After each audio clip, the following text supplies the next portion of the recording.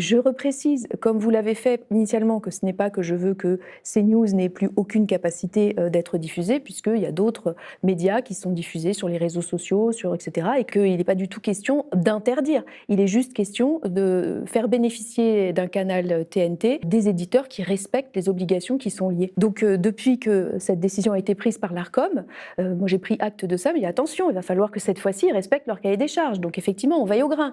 Et il n'y a pas besoin d'attendre très longtemps. Et moi, ce qui m'interpelle et me choque profondément, j'ai reçu il y a 3 jours 2 réponses à mes saisines.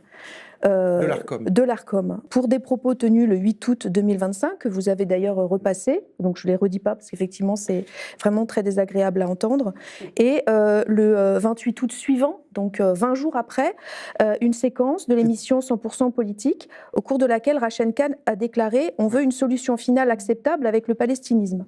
Et c'était Noël Lenoir, l'autre, voilà, l'ancienne ministre. J'ai saisi l'Arcom. Le 5 février, donc déjà il a fallu attendre entre août et février, le 5 février, les 2 cas ont été statués. Donc il y a 25 000 € d'amende dans voilà, dans les propos ça de coûte Noël 25 000 € de dire que ça coûte rien, c'est juste pas bien de dire d'employer le terme solution finale alors même que l'Arcom a constaté que l'emploi de ce terme apparaît susceptible d'alimenter les tensions.